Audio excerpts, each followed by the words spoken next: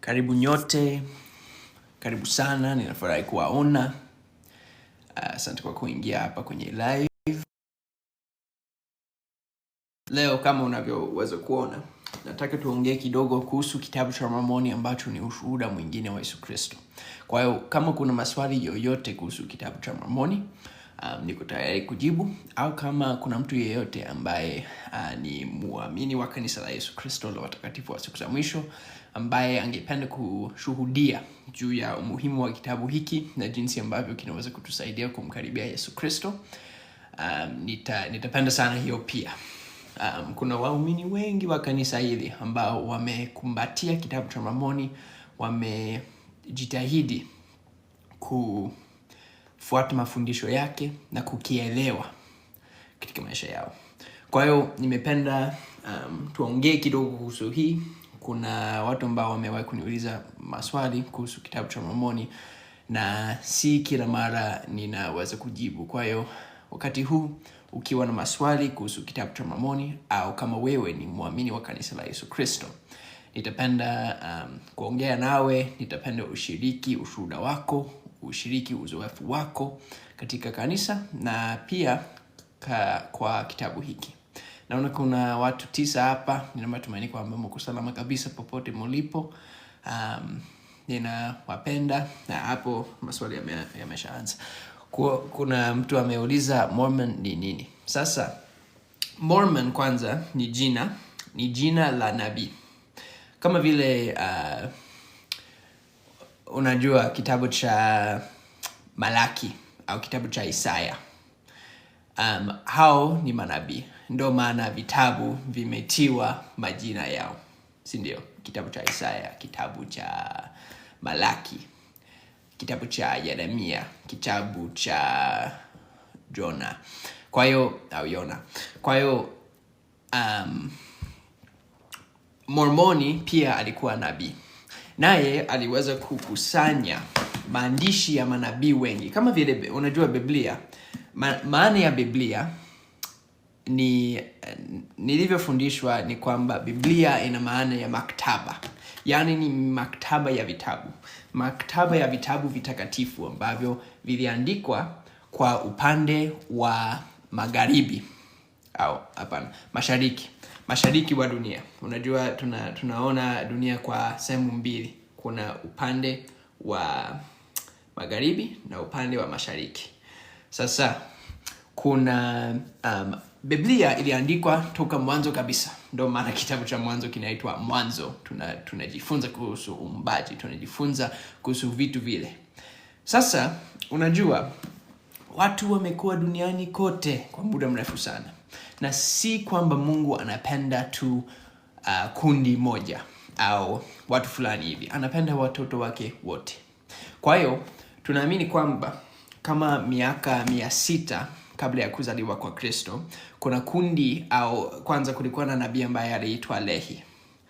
Na Lehi alikuwa nabii miongoni mwa manabii wengine katika wakati wa utawala wa Zedekia.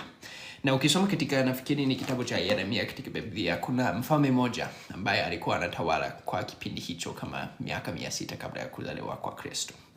Na nabii huyo au mfalme huyo alikuwa anatawala, na Lehi kwa wakati huo alikuwa mojawapo wa manabii ambaye alikuwa akiishi Yerusalemu, alikuwa akiwahubiria watu kuhusu Yesu Kristo, kuhusu neno la Mungu, kuhusu wokovu.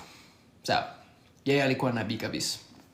Sasa Lehi alifukuzwa, yani watu walimchukia, na alikuwa anamwomba Mungu akasema, Mungu, unajua ninajaribu kuhubiri neno lako na watu hawajakubali.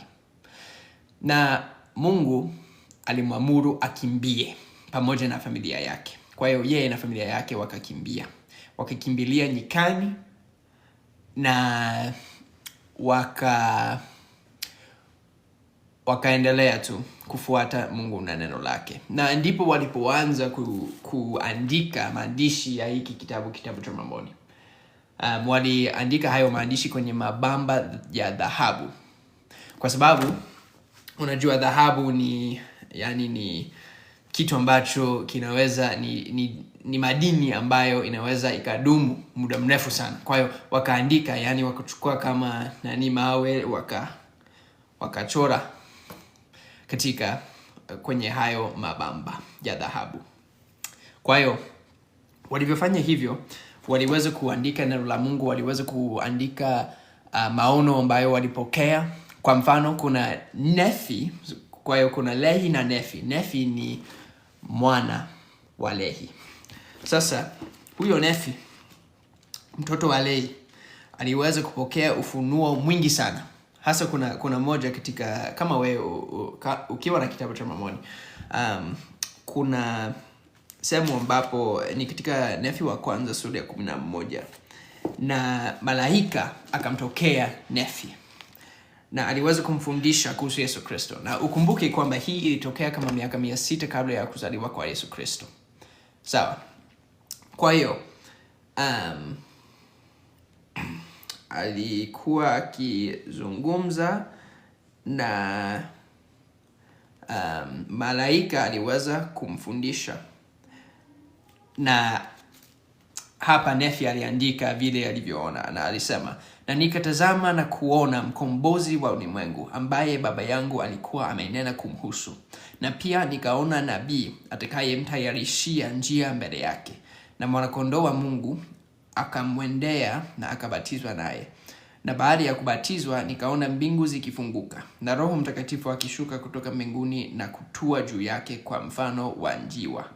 Na nikaona kwamba alienda na kuwahudumia watu kwa uwezo na utukufu mkuu, na umati ukakusanyika kumsikiliza. Na nikaona kwamba walimfukuza kutoka miongoni mwao. Na pia nikaona wengine 12 wakimfuata. Na ikawa kwamba walichukuliwa na Roho kutoka machoni mwangu na sikuwaona. Na ikawa kwamba malaika akanizungumzia tena akisema, angalia. Na nikaangalia na kuona mbingu zikifunguka tena, na kuona malaika wakiwashukia watoto wa watu na kuwahudumia. Na akanizungumzia tena akisema, angalia. Na nikaangalia na nikamwona mwana-kondoo wa Mungu akienda miongoni mwa watoto wa watu. Na nikaona umati wa watu waliokuwa wagonjwa na ambao walikuwa wakiugua kutokana na aina zote ya magonjwa, pamoja na ibilisi na pepo wachafu. Na malaika akazungumza na kunionyesha vitu hivi vyote. Na wakaponywa kwa nguvu za mwana-kondoo wa Mungu. Na ibilisi pamoja na pepo wachafu wakafukuzwa. Na ikawa kwamba malaika akanizungumzia tena akisema, angalia. Na nikaangalia na nikamwona mwana-kondoo wa Mungu kwamba alikamatwa na watu. Ndiyo, mwana wa Mungu asiye na mwisho alihukumiwa na ulimwengu, na niliona na kuyashuhudia. Na mimi Nefi nikaona kwamba aliinuliwa juu ya msalaba na kuuawa kwa dhambi za ulimwengu. Kwa hiyo hapo ninapenda sana mafundisho ya kitabu cha Mormoni. Na hapo pia nilivyoweza kusoma hapo, ninajua kwamba Nefi kweli alikuwa nabii wa Mungu, kwa sababu alitokewa na malaika ambaye aliweza kumonyesha maisha ya Yesu Kristo, vitu ambavyo Yesu Kristo alitakiwa kufanya. Na ni kitabu ambacho kinasaidia sana. Kwa hiyo kuna mtu ameuliza, imekuwa kama dakika chache hivi, ila kuna mtu ameuliza Mormoni ni nini? Na kwa kifupi jibu ni hii. Mormoni ni nabii ambaye yeye aliweza kukusanya maandishi ya manabii wengi ambao waliandika. Mfano kutoka mwanzo wa kitabu cha Mormoni ni kama miaka 600 kabla ya kuzaliwa kwa Kristo, na mwisho wa kitabu cha Mormoni ni kama miaka 400 baada ya Yesu Kristo. Kwa hiyo huyu mwandishi nabii Mormoni aliweza kukusanyisha maandishi yote ya hao manabii na kuyaweka katika kitabu kimoja ambacho tunakiita kitabu cha Mormoni. Kwa hiyo Mormoni ni nabii, naye aliweza kutusaidia kupata hiki kitabu. Na kama unavyoweza kuona hapa, kitabu cha Mormoni ni ushuhuda mwingine wa Yesu Kristo. Kwa hiyo ndo hivyo. Sawa, naendelea kuangalia maswali, niweze kujibu maswali. Lakini kwa nini siblings wa Nefi walikuwa hawakubali kila kitu hata kama ilikuwa inatoka kwa Yesu? Unajua, au labda unajibu mtu mwingine hapo, sijui. So Nefi, unajua si kila mtu anakubali neno la Mungu, na ninaweza kusema hivyo katika Biblia. Unajua Yesu, ijapokuwa Yesu alikuwa anawafundisha Wayahudi, sasa naweza kuuliza, mbona hawakumsikiliza? Ijapokuwa yeye mwenyewe ni mwana wa Mungu na alikuwa akiponya wagonjwa, alikuwa akiwafufua wafu, kwa nini hawakumwamini? Na ni vivyo hivyo kwa siblings, yani ndugu za Nefi. Hawakumwamini kwa sababu kuna watu ambao wana mioyo ya migumu, na si kama kila mtu atakubali neno la Mungu. Kwa hiyo ndo hivyo. Na pia hata kuna andiko moja kuhusu Nefi. Kwanza hapo, yes, inaitwa The Church of Jesus Christ of Latter-day Saints. Lakini kuna sehemu moja ambapo Nefi anasema waovu wanachukulia neno la Mungu vigumu na hawalitaki kwa sababu yani sijui neno vizuri, kama inawagusa na inawapiga kwa sababu wanahisi kama wamekuwa wakitenda maovu na hawataki kubadilisha tabia zao, kwa sababu unajua kubadilika kitabia ni kigumu. Kwa hiyo ndo hivyo, ndo maana nafikiri kuna ndo maana nimeona hivyo, na kwamba kitabu hapo nimepotea mawazo kidogo. Lakini ndo maana siblings za Nefi hawakumkubali. Kuna watu wengi tu ambao hawakubali hata kama neno linatokana na Mungu. Nimeuliza hicho kitabu chenu ni Bible, sijui ikiwa umeshajibu tayari. Hapana, bado sijajibu. Kitabu hiki chetu si Biblia. Ni kitabu kingine kitakatifu cha neno la Mungu. Na tunakisoma pamoja na Biblia. Ikiwa hapo inatoweka. Ikiwa umewahi kuangalia live zangu, mara nyingi ninasoma kutoka kwa Biblia. Kwa hiyo sisi tunasoma Biblia pamoja na kitabu cha Mormoni. Nitakupa mifano miwili hapa. Kwanza, kitabu cha Wakorintho wa pili, sura ya 13, mstari wa kwanza. Hapo tunajifunza kuhusu, yani tunaiita the law of witnesses, sheria ya mashahidi. Na hapo tunajifunza hivi: kwa vinywa vya mashahidi wawili au watatu kila neno litathibitishwa.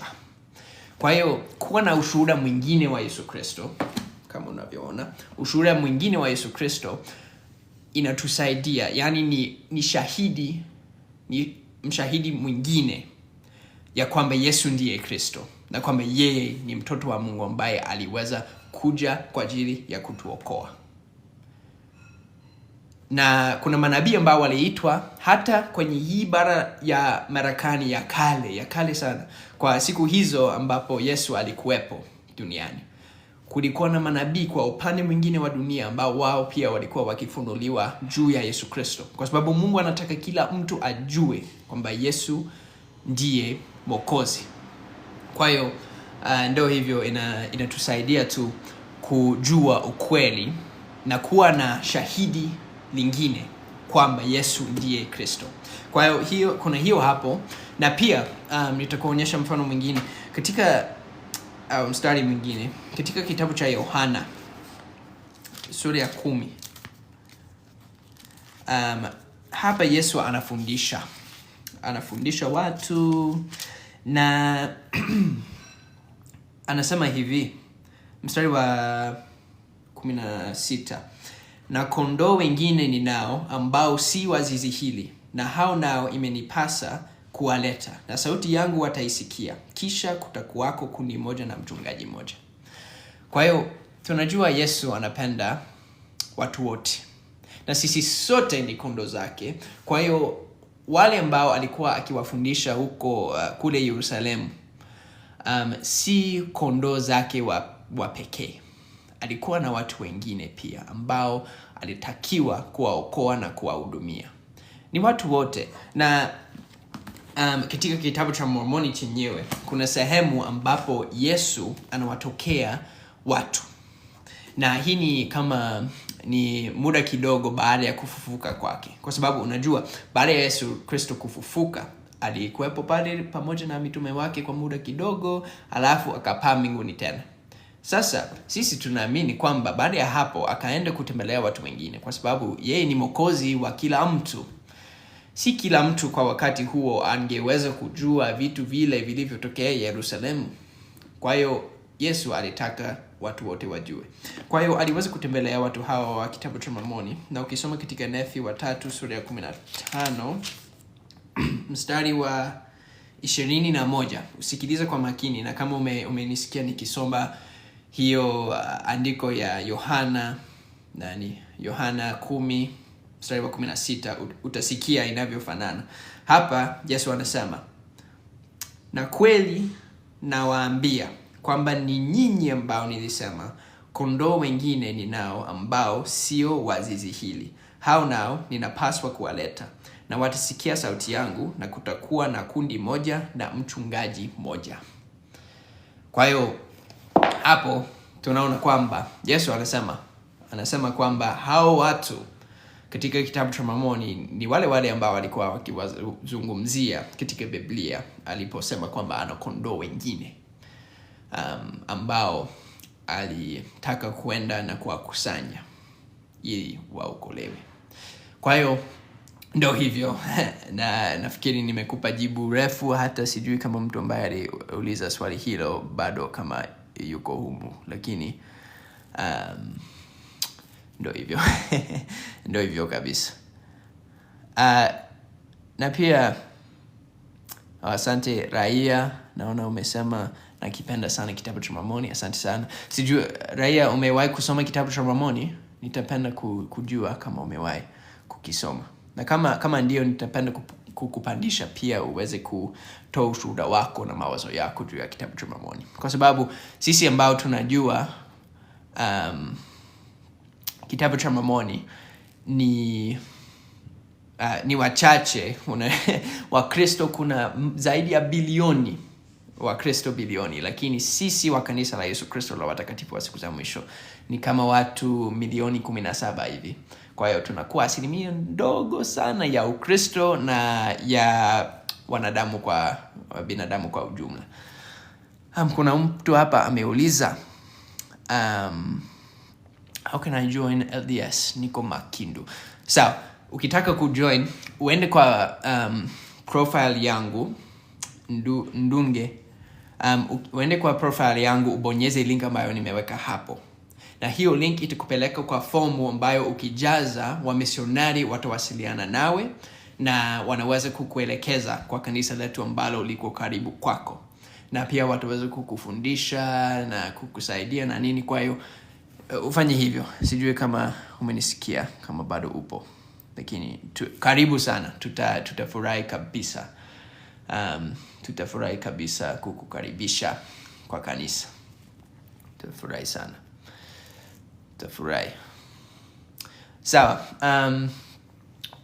Kama kuna maswali mengine, sijawahi kukisoma hicho kitabu, but natamani nikisome kwa undani. Karibu sana. Asante. Kama nilivyosema, uende kwa ile bio yangu, ukabonyeze link hapo, na wamisionari wataweza kukuletea kitabu cha Mormoni. Na pia kwa simu ya mkononi unaweza ukaipata. Ukitafuta tu kwa Kiingereza tunasema Book of Mormon. Ukitafuta kwa App Store au Google Play Store, utaweka tu Book of Mormon na utaona app fulani ambayo itakuja. Utaibonyeza, utaingia, na pia utaweza kuchagua lugha yoyote unayotaka. Kwa hiyo hata na Kiswahili itakuwepo kabisa. Pia nikafahamu mpango wa wokovu. Asante sana. Mpango wa wokovu ni kitu kizuri kabisa. Ni kitu kizuri kabisa.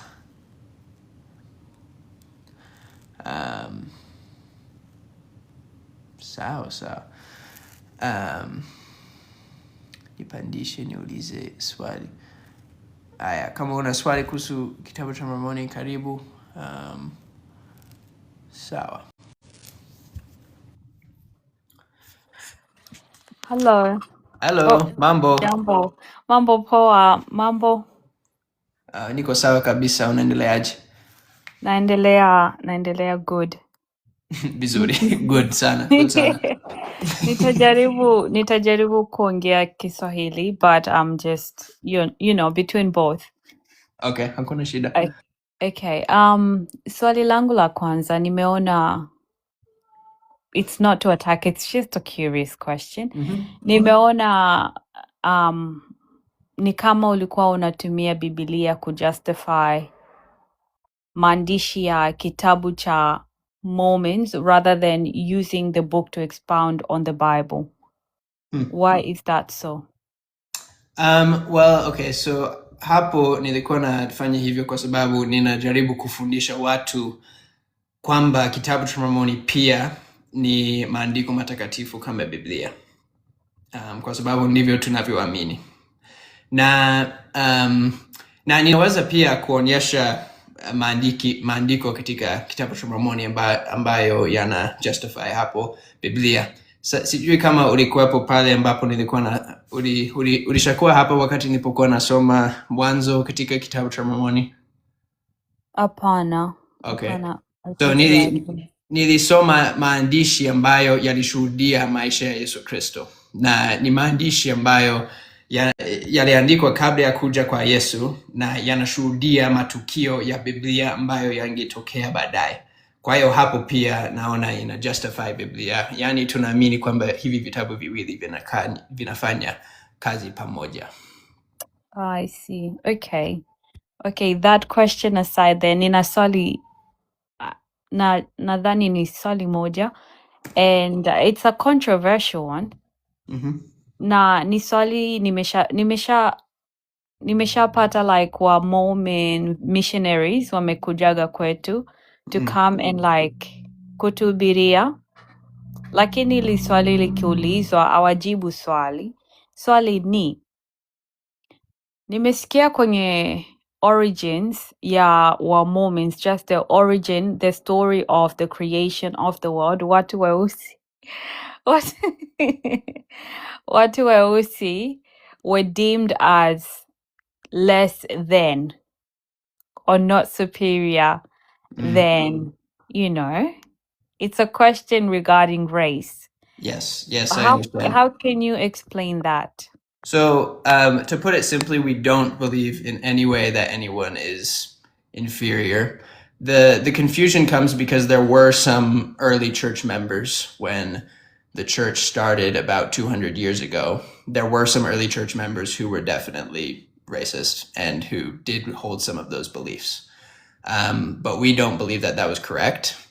And so we've corrected our course since then. And it was also at a time where there was just a lot of racism. And so those people kind of just believed that, but it's not true. And we don't teach that in our teachings, that like people who have a different color skin are inferior in any way. Okay, thank you very much. That was pretty much the questions that I had.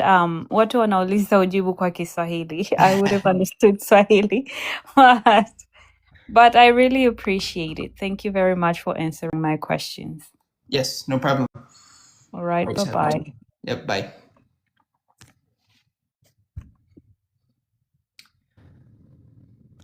Sawa. Nimefurahi kuongea na huyo dada. Nina matumaini kwamba nimeweza kujibu maswali vizuri.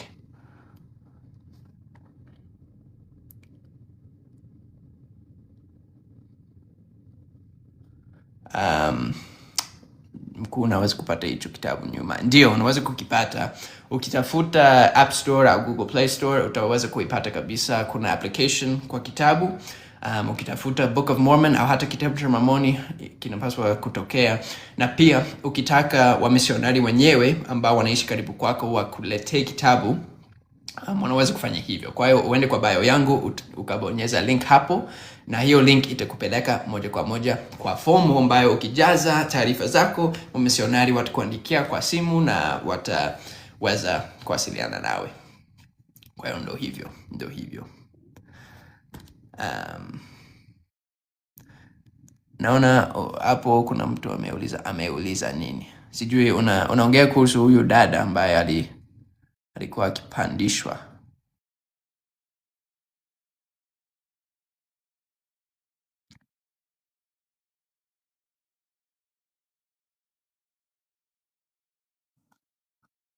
Sijui kama umenisikia hapo. Ndio. Okay. Yeah, so swali samahani, hayo mazungumzo yalitokea kwa Kiingereza. Swali ilikuwa ni hili.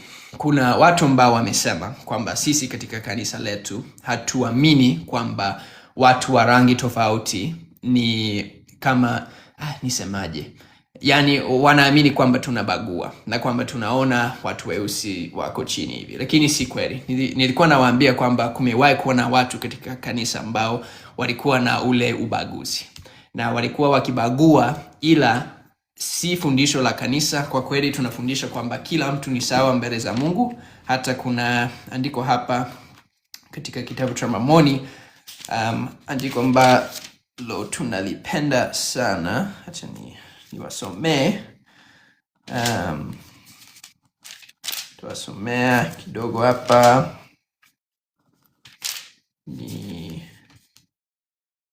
Sijui iko sehemu gani. Acha nitafute mtandaoni kwanza.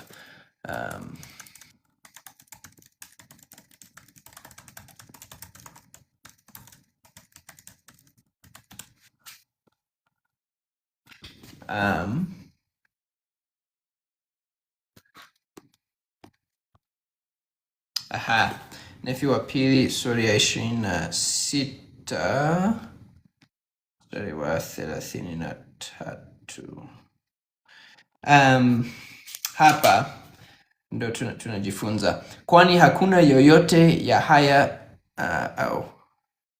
maovu yatokayo kwa Bwana, kwani anatenda yale ambayo ni mema miongoni mwa watoto wa watu, na hatendi lolote lisilo wazi kwa watoto wa watu, na anawakaribisha wote kuja kwake na kupokea wema wake, na hamkatazi yeyote anayemjia, mweusi na mweupe, wafungwa na walio huru, wanaume na mwanamke, na anawakumbuka kafiri, na wote ni sawa kwa Mungu, wote wawili, Myahudi na Myunani.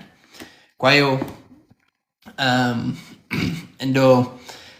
ndo jibu. Kwa hiyo hatufundishi hivyo, ila kuna watu ambao walikuwa katika, yani watu wa kanisa ambao wamewahi kuwa wenye ubaguzi, lakini hatukubali hiyo kama fundisho. Lakini kuna watu ambao wanafanya hivyo, wanabagua, na si kitu ambacho tunakubalia. Sijui kama nimeeleweka hapo vizuri. Ila sijui kama kuna maswali mengine kuhusiana na kitabu cha Mormoni. Nitapenda kuwafafanulia. Ni kitabu kizuri sana ambacho ukikisoma utapata kuelewa zaidi kuhusu Yesu Kristo na mafundisho yake. Ni kweli kabisa. Na ukisoma pamoja na Biblia, yani utakuwa unaelewa. Utakuwa unaelewa sana. Raia, naona umesema kanisa la Yesu Kristo la watakatifu wa siku za mwisho ni la kweli. Unashuhudia ni la kweli. Amina, asante, ninashukuru sana. Ninashukuru kabisa. Umeshajaza form. Mimi nahitaji kitabu cha hard copy kabisa. Sawa, asante sana. So tutaona. Nimeshaanza. Nimeona, unajua, nafikiri wewe ni mtu pekee ambaye amejaza form. Karibu watu wengine muende kwa profile yangu kajaza ile formu ili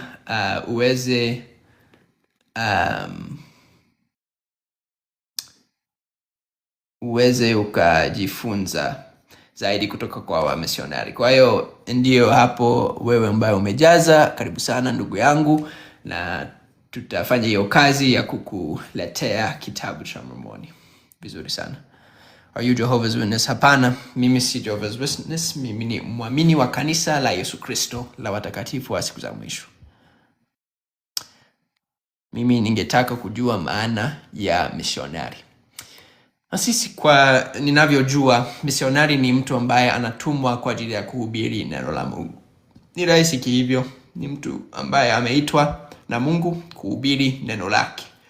Ndo misionari. Na katika kanisa letu tuna katika kanisa letu tuna wamisionari rasmi na wamisionari wa kujiamulia. Kwa mfano mimi nimejiamulia kuendelea kufanya hii kazi ya wamisionari, lakini mimi si misionari rasmi wa kanisa. Wamisionari rasmi hawafanyi kazi nyingine yoyote zaidi ya hawafanyi kazi nyingine yoyote zaidi ya kazi ya wamisionari. Kwa mimi lakini ninasoma, ninafanya kazi na pia ninafanya hii kazi ya umisionari kidogo. Lakini mimi si misionari rasmi wa kanisa. Mimi si misionari rasmi. Sawa, nimeona swali lingine kutoka kwa dada yetu hapa. Amesema, why was another account of Christ needed when there were diverse gospels given as witnesses? Swali zuri. Kwa Kiswahili ni kama vile kusema kwa nini kuna ushuhuda mwingine, kwa nini ushuhuda mwingine wa Yesu Kristo ulihitajika wakati kumeshakuwa na mashahidi mbalimbali kupitia kwa injili za Biblia kama vile Mathayo, Marko, Luka na Yohana. Swali zuri. Acha nifikiri kwanza. Nafikiri ninavyoona, mimi ninaamini kwamba kusema kweli, huu shuhuda umuhimu wake ni kwamba uliandikwa na manabii na watu wengine waliomwona Yesu kwa upande mwingine kabisa wa dunia. Kwa hiyo walimwona, manabii walimwona kwenye maono, na pia yeye mwenyewe aliweza kuwatokea. Na hii ni ya muhimu sana kwa sababu Biblia ni kitabu kimoja ambacho kiliandikwa na watu wa eneo moja.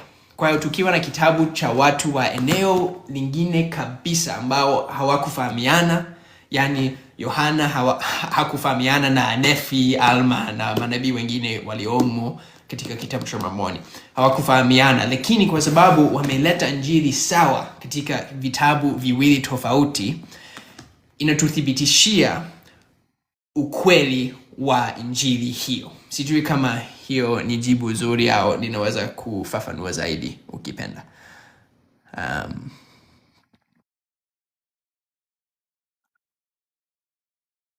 Sawa.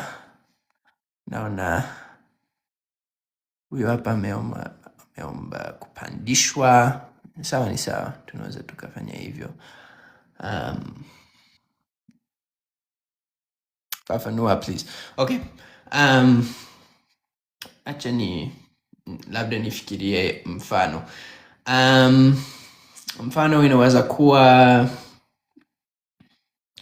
kama itabidi nifikiri zaidi kuhusu hiyo. Lakini pia nitasema sio tu kwamba tunakubali Biblia na tunaamini Biblia. Lakini mimi ninafurahia jinsi ambavyo tumepewa neno zaidi. Si injili nyingine, si injili tofauti. Ni maneno ya watu wengine ambao wao pia waliishi maisha ya kumfuata Yesu Kristo. Na kila ushuhuda wa Yesu Kristo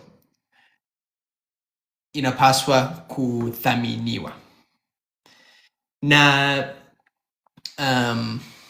ninafikiri kwamba inatusaidia tu kuelewa zaidi juu yake. Na hata kuna sehemu katika kitabu cha Mormoni ambapo inashuhudia, yani inatabiri kwamba katika siku hizi, wakati kitabu cha Mormoni kitakuja, inafundisha kwamba kuna watu ambao watasema, Biblia tumeshakuwa na Biblia, kwa nini tunahitaji Biblia nyingine? Na hapo acha nitasoma kwanza kidogo, kwa sababu ninafikiri ni maelezo mazuri, na ninaamini kwamba maneno haya yanatokana na Bwana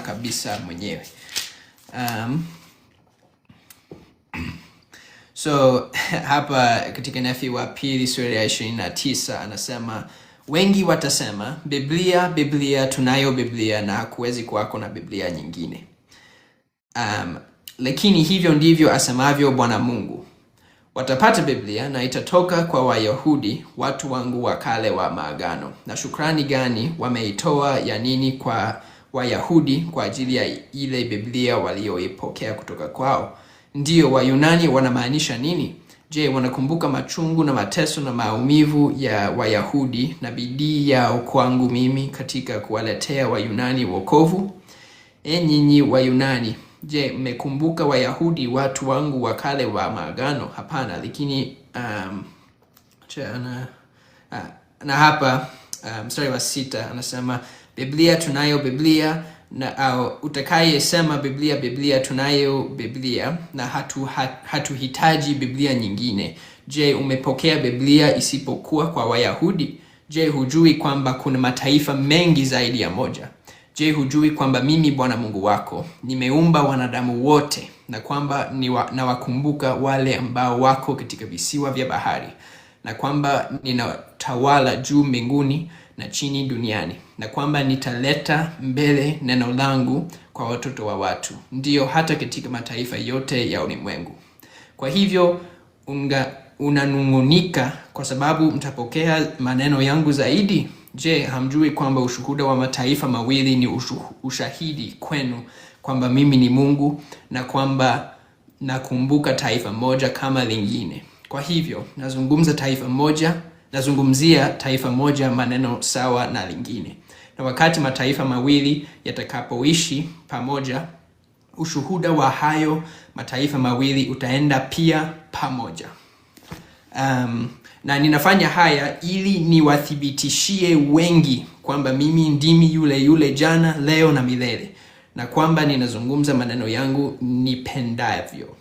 Na kwa sababu nimenena neno moja, hamna haja kudhani kwamba siwezi kunena lingine, kwani kazi yangu bado haijakamilika, wala haitakamilika hadi mwisho wa mwanadamu, wala kutoka wakati huo hadi milele. Nina matumaini kwamba andiko hilo limeweza kusaidia kidogo. Na nafikiri nitaiacha hapo. Sijui kama so hapo ni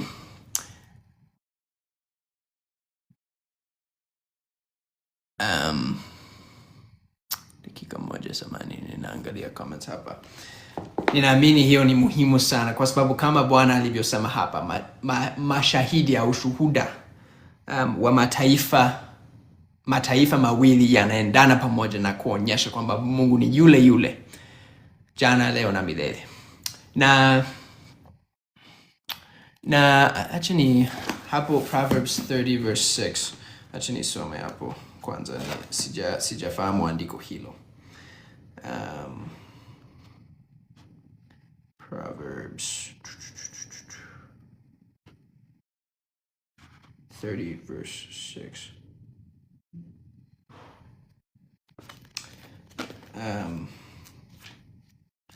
Mithali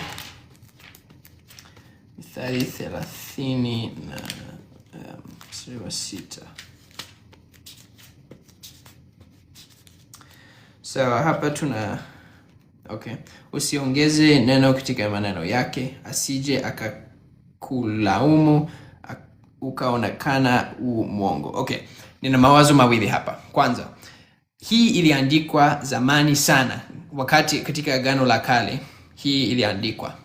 Kwa hiyo ningeuliza kama hiyo inamaanisha kwamba hakuwezi kuwa na maneno mengine, basi maandiko yanapaswa kuishia hapo, si ndio? Ndilo swali la kwanza. Na pia swali la pili, ninafikiri inaposema neno inamaanisha injili iliyo sahihi. Kwa sababu kwa mfano, mimi nikishuhudia kwamba Yesu ameniokoa, amenisaidia, yani kuna mateso ambayo nilikuwa nikiyapitia na yeye aliweza kuniokoa na kunisaidia. Je, nikishuhudia hiyo ni kuongeza juu ya neno la Mungu? Hapana. Ni lile neno, na neno la Mungu ni kwamba Yesu ni Mwokozi. na kwamba amekuja kutuokoa na kutusaidia. Kwa hiyo hapo ni ushuhuda tu wa yale maneno ambayo yalinenwa tayari. Kwa hiyo hiyo ni sehemu ya pili hapo. Na pia nitasema vile na mimi nimeshawahi kusikia sana kuhusu hiyo sehemu katika kitabu cha Ufunuo, ambayo ni kweli ni katika mwisho wa Biblia kabisa.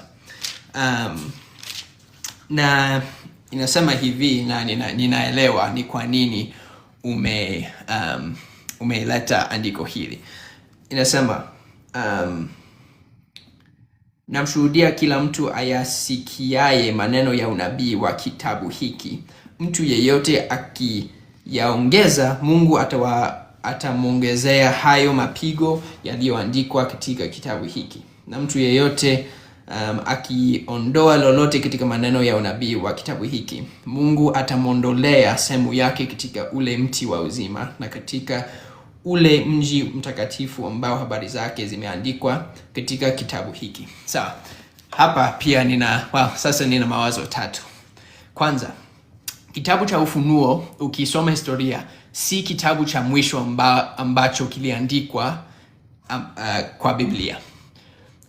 Kuna vitabu vingine, sijui ni vitabu vipi, na itabidi nifanye utafiti tena ili nikumbuke, ila ukifanya utafiti kidogo, nafikiri utagundua kwamba kitabu cha Ufunuo si kitabu kabisa cha mwisho kabisa ambacho kiliandikwa. Na pia ninaamini kwamba hapa huyu Yohana ambaye aliweza kutoa ufunuo huu, yeye alikuwa ongea hapa kuhusu kitabu cha Ufunuo. Anasema usiongeze kwenye kitabu cha Ufunuo, si Biblia kwa jumla, kwa sababu kwa kipindi kile ambacho Yohana aliandika hii, Biblia haikukuwepo. Shano anasema kitabu cha mwisho kilichoandikwa ni Yohana. Yohana una maana ya ufunuo wa Yohana au Injili?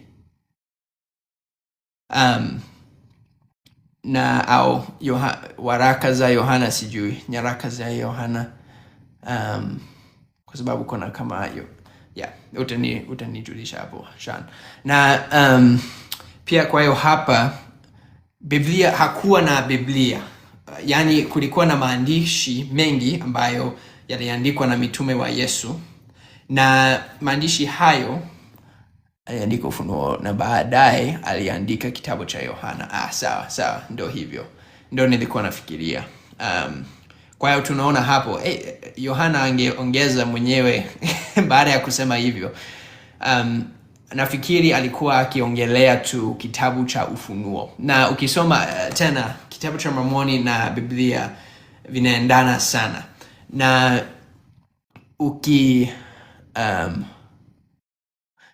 ukisoma kitabu cha Yohana Nefi mwenyewe anapokea ono kuhusu siku za mwisho, na kuna vitu ambavyo anaandika, na baadaye anasema kwamba Mungu amenikatazia nisiandike zaidi kwa sababu amemwandaa mtumishi wake Yohana ayafunulie na ayaandike baadaye. Kwa hiyo Nefi mwenyewe aliona siwezi kunena lolote hapa kulingana na hii, kwa sababu Mungu amemwandaa Yohana mwenyewe kufanya hivi. So you have mentioned the Book of Mormon as another additional gospel, but what of? See additional gospel. Labda sijaelewa swali lako hapo. Yani ni injili ile, ni mafundisho yale ya uzima, ila ni ushuhuda mwingine wa watu wengine ambao walikuwa wakimfuata Yesu Kristo na wakipokea ufunuo kutoka kwake juu ya maisha yake. Yani ni ushuhuda mwingine tu. Sijui kama labda nimeelewa swali lako vibaya. Sawa. Kuna dada hapa ameomba nimpandishe. Nimekuwa nikijibu maswali haya muda mrefu, kwa hiyo nitaacha kidogo na nitampandisha huyu.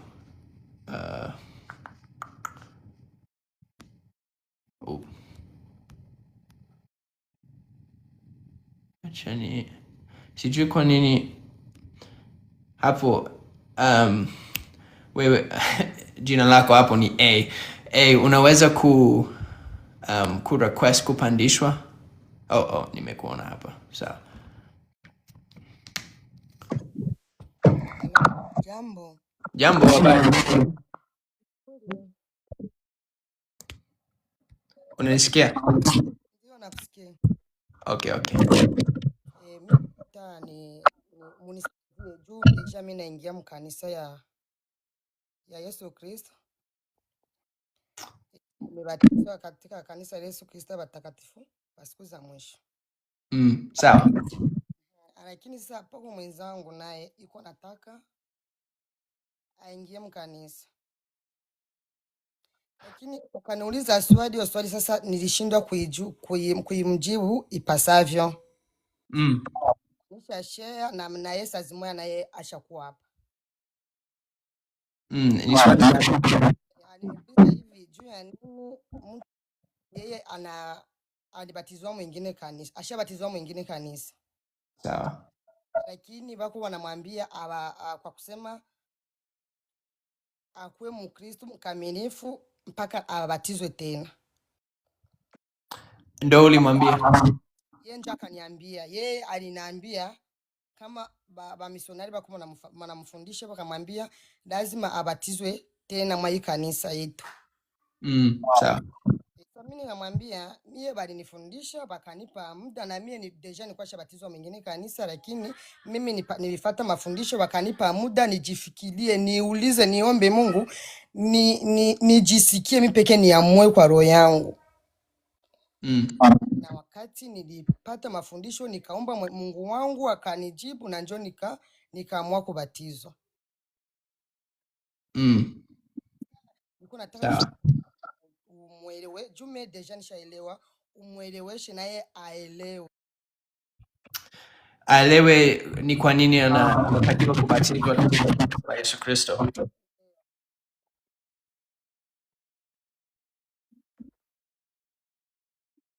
Unanisikia? Ndio nakusikia. Ndio ulikuwa nataka ni mbele juu ya nini kubatizwa kanisa.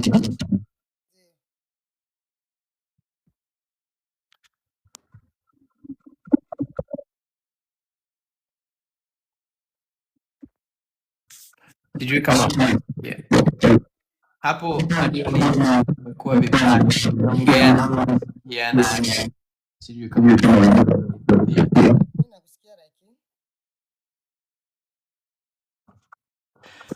labda unaweza kuandika swali lako kwa sababu kila neno vibaya sana. sawa. Asante.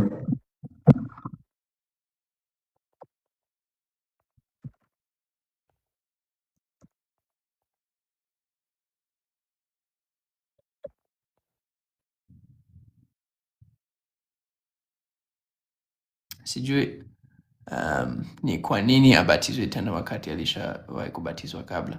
Ndio swali nilikuwa najaribu kuelewa, kwa sababu nafikiri alikuwa anamwongelea ndugu yake ambaye yeye pia anakutana na wamisionari na naona yeye aliomba. Okay, umemwomba Mungu sana kujua kwa nini unapaswa kuingia kwa kanisa. Sawa, vizuri. Sawa, sasa ni kweli kwanza umwombe Mungu, uchukue muda wa kumwomba Mungu kwa sababu ni muhimu sana. Ni maamuzi kati ya wewe na Mungu ukitaka kubatizwa katika kanisa. Sasa ile swala la kubatizwa tena ni swala pana sana, yani ni kitu ambacho nafikiri nitaongea kwa undani zaidi siku nyingine, lakini kwa kifupi, unajua Yesu alipokuwa hapa duniani alianzisha kanisa, sawa? Akawaita mitume wake na akawapa mamlaka, na tunajua kwamba uwezo na mamlaka ya kubatiza si kitu ambacho kila mtu anapewa. Waebrania sura ya 5 mstari wa 4 inatufundisha, au labda ni sura ya 4 mstari wa 5, sina uhakika, ila inatufundisha kwamba hakuna anayepaswa acha nisome tu nimesahau maneno ni maneno gani. Nione Waebrania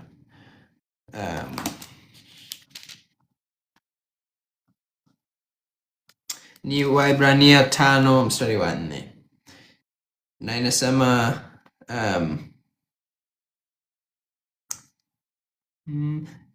vivyo ndio 5:4. Na hapana mtu ajitwaliaye mwenyewe heshima hii ila yeye aitwaye na Mungu kama vile Haruni. Na hapa anaongea kuhusu ukuhani. Na tunajua ukuhani, kuna ukuhani wa Haruni ambao Haruni mwenyewe alipewa siku za zamani sana katika Agano la Kale. Na ukuhani ni mamlaka ya kufanya ibada takatifu katika jina la Yesu Kristo. Na inasema hapa hakuna ajitwaliaye mwenyewe heshima hii ya ukuhani. Ukisoma sura nzima utaona inaongelea sana ukuhani.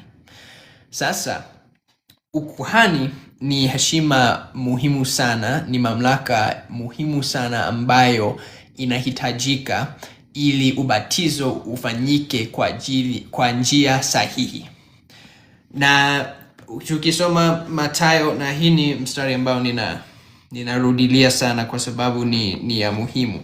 Mathayo sura ya 16 mstari wa 18 au 18 pamoja na 19.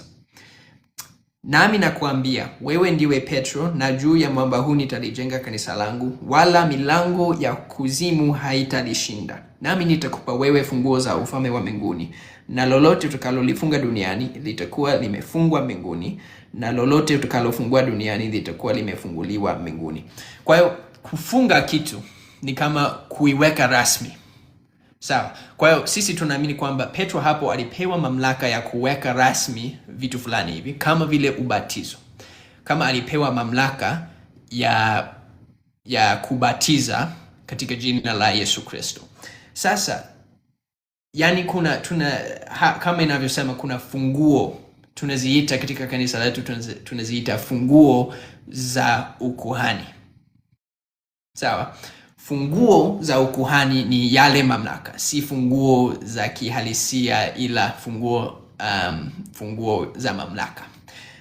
Sasa unajua ilivyotokea baada ya Yesu Kristo kupaa mbinguni. Mitume wakaenda wakahubiri Injili, kweli Injili ilihubiriwa, Ukristo ulikuwa sana. Lakini funguo zenyewe zikapotea. Kwa sababu gani? Watu wakamua Petro, wakawaua mitume wengine wa Yesu Kristo. Na baada ya hapo kanisa lile ambalo Yesu Kristo alilijenga alipokuwa hapa duniani likapotea. Yani kanisa la watu wafuasi wa Yesu Kristo likaendelea, ila yani mfumo ule wa mamlaka ndo ulipotea. Ndo tunafundisha na tunaamini. Kwa hiyo tunaamini kwamba miaka 200 iliyopita kuna nabii aliyeitwa Joseph Smith. Na Joseph Smith mwenyewe ndiye aliyeweza kupewa kitabu cha Mormoni, yani alikitafsiri kutoka kwa lugha nyingine kwa uwezo na karama ya Mungu. Na ukisoma kuhusu Joseph Smith utaona kwamba kuna kipindi ambacho Yohana Mbatizaji akamtokea kama malaika na akampatia yeye na mwenzake. Kwa hiyo kuna mashahidi wawili hapo wa kushuhudia kwamba hii ilitokea. Wakampa CAI sawa. Na akampa Joseph Smith na mwenzake Oliver Cowdery, akawapa nguvu hizi za mamlaka za ukuhani. Sasa tukisoma hasa Waefeso, kuna kitabu cha Waefeso ni kitabu kizuri sana. Unajua zile nyaraka ambazo ziliandikwa katika Agano Jipya mara nyingi zilikuwa nyaraka ambazo zilikuwa zinawajulisha watu wa kanisa, umeshaanza kwenda mbali na mafundisho. Yani Paulo aliandika nyaraka nyingi sana. Alisema, mbona umeshaanza kujijengea makanisa, umeshaanza kujiita, sisi ni wa Petro, sisi ni wa Yohana, sisi ni wa nani Paulo. Umeshaanza kufanya hivyo, ni kwa nini? Sisi sote ni wa kanisa la Yesu Kristo. Na ukisoma katika Waefeso sura ya 4, ukisoma hapo utaona kuna mfumo fulani ambao ulitakiwa kwa kanisa. Na hapo Paulo aliweza kuandika kuhusu umuhimu wa manabii. Wa kwanza katika Waefeso sura ya pili, niko wapi? Sura ya pili mstari wa 20 au mstari wa 19 na 20 anasema, basi tangu sasa nyinyi si wageni wala wapitaji, bali nyinyi ni wenyeji pamoja na watakatifu, watu wa nyumbani mwake Mungu. Mmejengwa juu ya msingi wa mitume na manabii, naye Kristo Yesu mwenyewe ni jiwe kuu la pembeni. Kwa hiyo Paulo anaonyesha kwamba ule mfumo wa mitume na manabii ulitakiwa kuendelea. Sasa tunaweza tukajiuliza, ni kwa nini ulipotea? Ikaenda wapi sasa? Na ikapotea kwa sababu watu walikataa kabisa. Kweli Ukristo uliendelea, ila mfumo ule wa mitume na manabii haikuendelea. Na katika mstari wa sura ya 4 tunajifunza kwamba tukisoma mstari wa 5 tunatakiwa, anasema hivi, Bwana moja, imani moja, ubatizo mmoja. Anafundisha kwamba tunapaswa kuwa na imani moja. Sasa tunajiuliza, ni kwa nini kuna makanisa mengi sana ya Ukristo ambayo pengine mafundisho yao hayaendani? Sote wanasoma kitabu kimoja hiki, ila kuna mafundisho mbalimbali ambayo yameanza kutokea. Ni kwa nini sasa? Sawa. Kwa hiyo sisi kujibu swala hii, najua nimejibu kwa kirefu sana, ila ninaona kwamba ni muhimu kujibu kwa undani. Ukuhani, yale mamlaka ya kubatiza, yalirejeshwa katika kanisa la Yesu Kristo. Kwa sababu tunaamini kwamba tunapaswa kuwa na ule ubatizo mmoja na imani moja, tulipewa hii kanisa kwa kuwa na ukuhani ule. Kwa hiyo kwa nini unapaswa kubatizwa katika kanisa la Yesu Kristo? Ni kwa sababu ubatizo sahihi inabidi ufanyike kwa funguo za ukuhani, funguo za mamlaka za Mungu, ambazo funguo hizo zinakuwepo tu katika kanisa la Yesu Kristo la watakatifu wa siku za mwisho. Kwa kifupi ni hivyo. Lakini uchukue muda, ni maamuzi yako kama utabatizwa au hapana. Ni maamuzi yako. Kwa hiyo unaweza kuchagua kubatizwa au hapana. Hatuna shida, tunaalika tu kwa sababu tunashika imani hii, tunaamini ni ya kweli na ni kitu ambacho kimetuweza kutubariki sana katika maisha yetu. Kwa hiyo ndio hivyo. Na pia nilivyokuwa nazungumza kuhusu jinsi ambavyo makanisa yamekuwa mengi sana. Makanisa yamekuwa mengi na kuna mafundisho mbalimbali kutoka kwa Biblia moja. Kwa nini inakuwa hivyo? Mfano moja ambayo nimeonyeshwa, ambayo ninapenda na labda ninaweza nikaionyesha hapa kwenye karatasi. Uchukue nione kama hii okay. So unaona hii hapa kuna hii dot, sawa? Chini ikubwisha kwanza. Hii inawakilisha Biblia katika mfano, sawa? Na kila mstari ambayo nitaandika ni kama utafsiri moja wa Biblia. Sasa ukiwa na Biblia moja, tuna Biblia moja, lakini ukiwa na kitabu kimoja tu cha neno la Mungu, unaweza ukapata tafsiri moja au tafsiri ya pili, tafsiri ya tatu, tafsiri ya 4, na inaendelea mpaka watu wamejenga makanisa mengi sana. Wamejenga makanisa mengi sana kwa sababu wametafsiri Biblia kwa njia tofauti. Sasa ukiwa na kitabu kingine cha maandiko matakatifu ambacho kinashuhudia zile pointi za kweli za Injili pia, na iliandikwa na watu wengine, mfano kama kuna mtu ambaye ninahitaji mfano mzuri zaidi, lakini kwa sababu Yesu alikuwepo miongoni mwa watu, sawa, pale Yerusalemu. Sasa wale waliandika maneno yao na maneno ya Yesu Kristo, lakini kwa upande mwingine wa dunia kuna wengine ambao pia wamemwona Yesu na wamesikia mafundisho yake. Sasa ukiwa na mashahidi yale mawili yote, utapata tu tafsiri moja.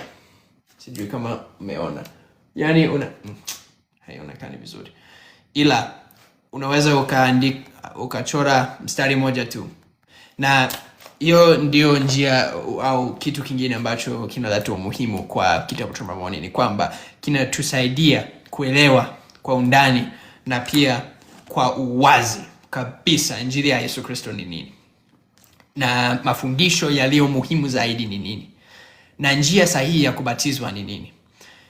Mambo hayo yote Biblia na kitabu cha Mormoni kinasaidiana. Sawa. Hivi sina muda mwingi, napaswa kumaliza hii live hivi karibuni. Lakini kama kuna watu wengine, kama kuna wengine miongoni mwenu ambao mnataka kuwa na mazungumzo na wamisionari wenyewe, kwa sababu mimi siwezi kuongea na kila mmoja wenu, lakini wamisionari walio karibu kwako wanaweza wakaongea nawe. Ukitaka hivyo, uende kwa bio yangu na ukafuatilia formu ambayo nimeweka, yani link katika bio. Ukipiga hapo, ukijaza link, utaweza kuongea na wamisionari.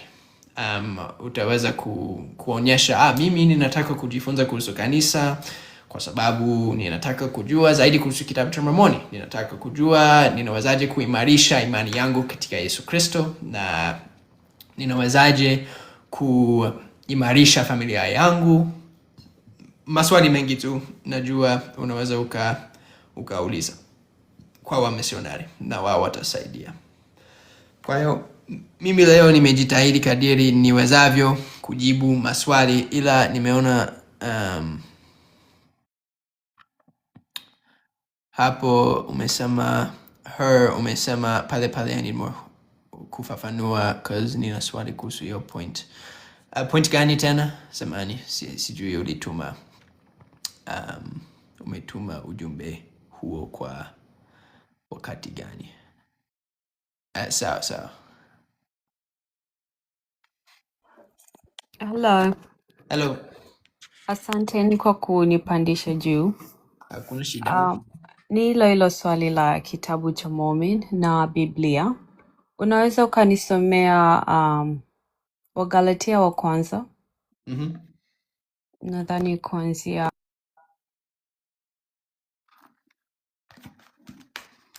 mstari wa 6 kufika mstari wa 9. Wagalatia wa kwanza mstari wa 6 mpaka 9. Ndio. Okay.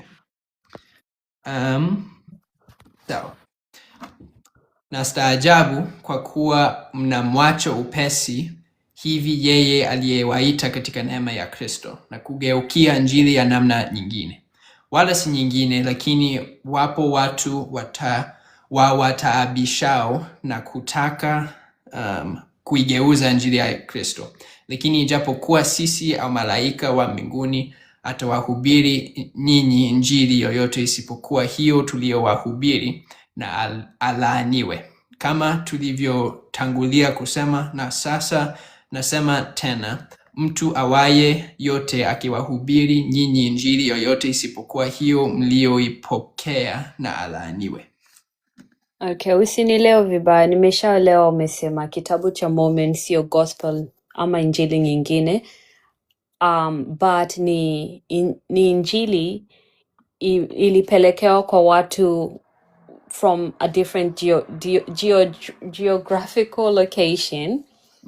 But the thing is, tukienda kwenye Mitendo ya Mitume, I believe in the first chapters, tunaona God enabled his disciples to be able to speak with different tongues as a promise fulfilled from the Great Commission.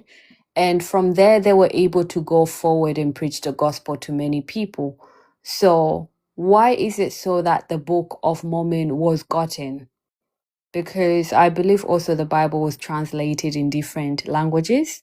and also made easier even in English, like easier versions were made for people to be able to understand it. And so I'm somewhat confused. As to why we have the Book of Mormon, even though the Bible's already been translated in other languages and whatnot? In other languages and also in English, it was made into easier versions for people to comprehend. And in the Bible as well, we have already seen that there are different witnesses to the gospel of Christ, or the gospels from Matthew to John. Mm-hmm. Yeah, so I guess my question to you on that would be, why would it be a bad thing for, like, if there's other people, right? The claim of the Book of Mormon is that there's other people who also received revelation, and Jesus Christ also went and visited them.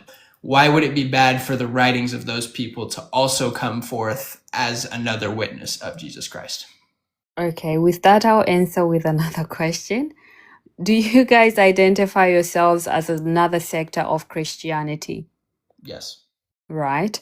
And so why is it that's a silly question, but I'll still ask it.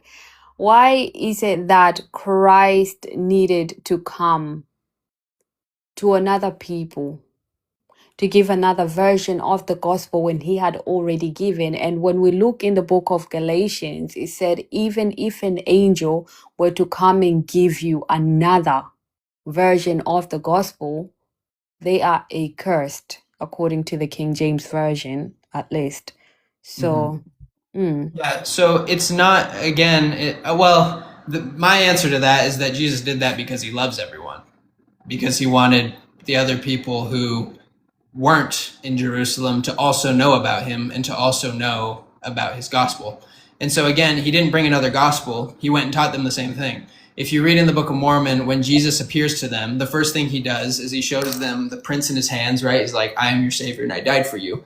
He teaches them about baptism being important, and then he gives a very similar sermon to the Sermon on the Mount that we find in Matthew 5-7. So he's teaching them the same thing, and it is just another witness that he is the Savior. And it just, I don't know, for me, it just helps me to really feel very firm that, like, wow, Jesus Christ loves everyone and he's taught everyone about himself. And having this book as well just strengthens my testimony of him. okay. Okay. All right, I understand. That was not a sarcastic laugh. I understand. No, you're good. You're good. I know it's different, and it's like, I don't know, it can be confusing sometimes, but I hope that clears up at least how I feel about it. Yeah, definitely. But yeah, thank you, and sorry for the repetitive questions. But No I worries. guess now my curiosity is satisfied, and I've learned something new. Thank you. Yes, you're welcome. Bye-bye. Bye. Sawa, nitatafsiri kwa nyinyi ambao hamongei Kiingereza. Ni vigumu kwangu kuchanganya lugha. Nataka kuongea tu Kiingereza au Kiswahili peke yake. Kwa hiyo nilivyokuwa naongea naye nilipenda kubaki kwa Kiingereza ili tuelewane vizuri zaidi katika lugha hiyo. Sasa nyinyi ambao mlikuwa mkisikiliza ambao hamfahamu Kiingereza, alikuwa ananiuliza tu kwa nini kuna kitabu kingine, kitabu cha Mormoni. Na kama nilivyosoma katika Wagalatia, hapo kuna andiko ambapo Paulo ameandika, kama kuna malaika ambaye amekuletea injili nyingine, alaaniwe. Sasa kitabu cha Mormoni haileti injili nyingine, ni injili ile ile ya Yesu Kristo. Injili ile ile. Na yani ni ushuhuda mwingine wa watu ambao waliweza kumuona. Na ninafikiri kwa upande wangu inanisaidia kujua kwa kweli Yesu ndiye Kristo na mafundisho yake yaliyo sahihi. Na pia kitu ambacho, then why a separate book? Well, kama nilivyokuwa nasema, mtu akimwona Yesu na anaandika na anarusha habari hizo kwa dunia kote, kama vile kitabu cha Mormoni, ndivyo kitabu cha Mormoni ni kama hivyo. Ni kitu kibaya. Kwa nini? Kwa nini isiwe maandiko matakatifu? Kwa nini maandiko yaishe yaishie na Biblia. Kwa nini? Mungu ni mkuu na ni yule yule jana, leo na milele. Kwa hiyo kila wakati anaweza kuwa anafunua neno lake, anatufunulia maneno yake. Kwa hiyo kwa nini kusiwe na kitabu kingine ambacho kimeandikwa kwa faida yetu? Hata ukisoma mwisho kabisa wa kitabu cha Yohana, anafundisha kwamba dunia, yani acha nipate nitafute kwanza. Anafundisha katika Yohana sura ya 21 mstari wa 25. Yohana anasema hivi: kuna na mambo mengi aliyoyafanya Yesu, ambayo yakiandikwa moja moja, nadhani hata ulimwengu usingetosha kwa vile vitabu vitakavyoandikwa. Kwa hiyo Yesu alifanya vitu vingi sana, na kwa kweli kama kila kitu kingeandikwa, dunia haingekuwa na nafasi ya kutosha ya kuweza kuwa na vile vitabu vyote ambavyo vimeandikwa. Kwa hiyo naona ni kabisa si shida kuwa na maneno mengine yaliyotokana na Mungu, na kweli unahitaji kuhakikisha kwamba ni neno la Mungu. Kwa hiyo ninawaalika nyinyi kukisoma. Hautajua kama hii ni neno la Mungu kwa kukiongelea tu, hapana. Unahitaji kusoma na kumwomba Mungu ili ujue kama ni neno lake. Na mimi kila nikisoma inashuhudia Yesu Kristo, inashuhudia miujiza mikubwa ambayo iliweza kutokea. Kuna unabii, kuna ufunuo, kuna watu ambao walimtegemea Mungu kupitia kwa mateso yao, ambao waliweza kuokolewa naye. Na kwa hiyo ninaamini ni neno la Mungu, na asante her. Yes, tafadhali usome. Sijui kama unajua kukipata wapi. Kama nilivyosema, unaweza kuenda kwa bio au utafute mtandaoni tu, utaweza kupata kitabu cha Mormoni. Hakuna shida. Kuna app, kuna website, kuna kila kitu. So ndo hivyo. Na pia kitu kingine ambacho sijataja, ambacho ni cha muhimu sana, ni kwamba Biblia, ijapokuwa Biblia inasema usiondolee maneno kutoka kwa kitabu hiki, kuna watu ambao wamewahi kuondolea maneno. Na tukiona nafikiri ni kama sikosei, kuna watu ambao Facebook Market vizuri, ya unaweza kupata kitabu cha Mormoni pale. Kama miaka 400 baada ya Yesu Kristo, ndo wakati Biblia ilikusanywa pamoja. Na wale ambao walikusanya walikuwa manabii? Mimi sidhani walikuwa manabii. Kwa hiyo inawezekana kwamba kuna vitu ambavyo walivibadilisha au kuviondoa. Sikubali kabisa kuondoa kitu chochote kutoka katika Biblia, lakini nafikiri ni kweli. Na ukisoma itabidi nifanye utafiti zaidi, lakini ninakumbuka kuna kitabu kimoja ambacho kinatajwa katika Agano la Kale. Inaitwa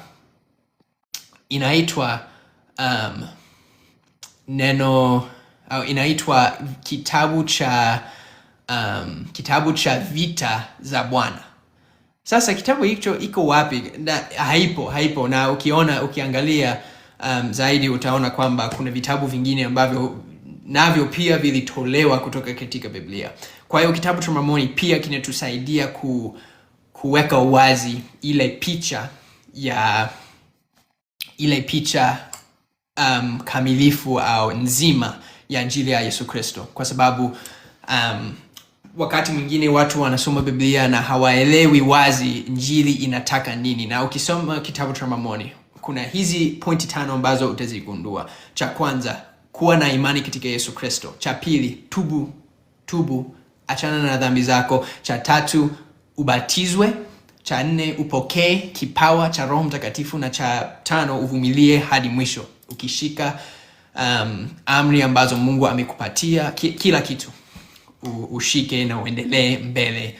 Na kwa hiyo kitabu cha Mormoni kimenisaidia kuelewa injili ni rahisi kihivyo: imani, toba, ubatizo, Roho Mtakatifu na kuvumilia hadi mwisho. Na hiyo inaniendelea, na vitu hivyo vyote vimo katika Biblia, lakini hakuna sehemu katika Biblia ambayo inasema wazi hii ndo injili ya Yesu Kristo. Na kwa hiyo nafikiri ni hivyo. Kuna kuna vitu vingi vya kuchambua ni neno sahihi sijui,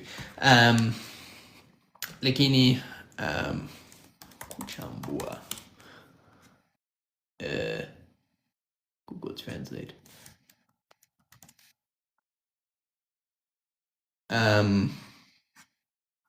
what the heck, sawa,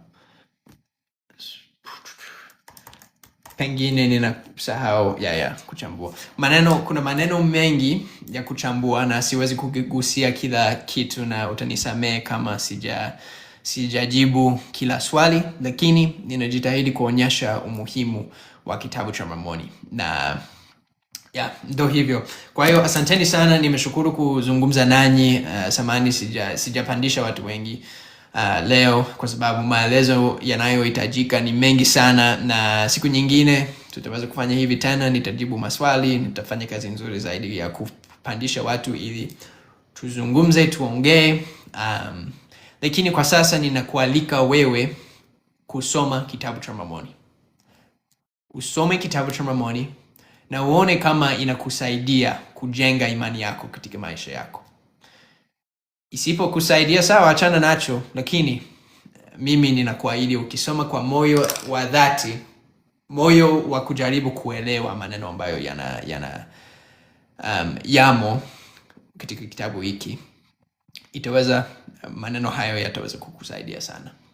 Kwa hiyo nimeshukuru.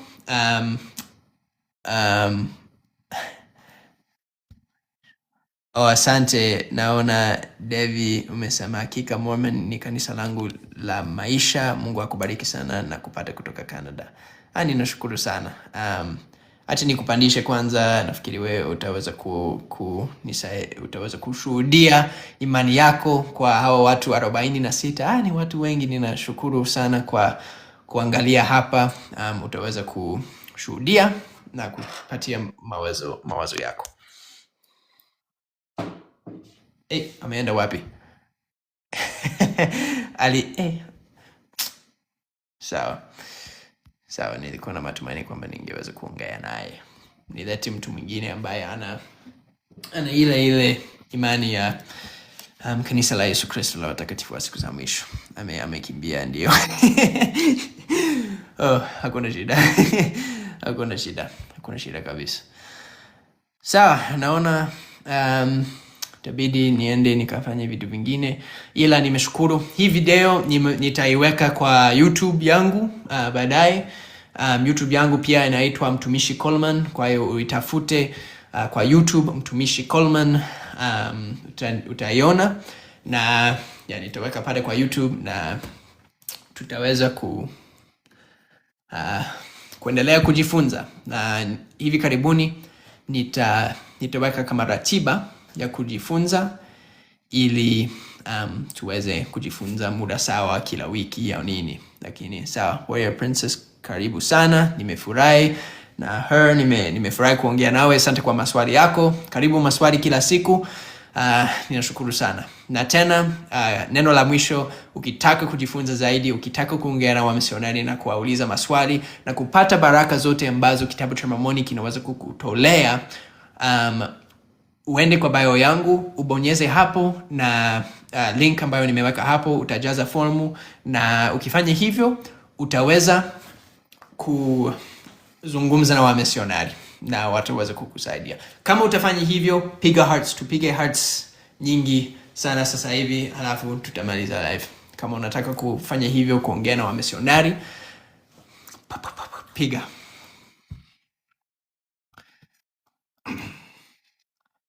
Sawa. Nimeshukuru. Naona hakuna anayetaka inashika. Okay, zinakuja. Asante. Sawa. Mara moja uende ukafanye hivyo ukitaka kuongea na wamisionari. Ninajua itabariki maisha yako sana. Najua itakuwa ni baraka sana kwako. Sawa. Asante sana. usiku mwema kama uko Afrika, najua imeshakuwa saa ya nyuma sana. Huku Marekani ni mchana. Usiku mwema, mchana mwema, jioni njema popote mulipo. Asante sana, ubarikiwe.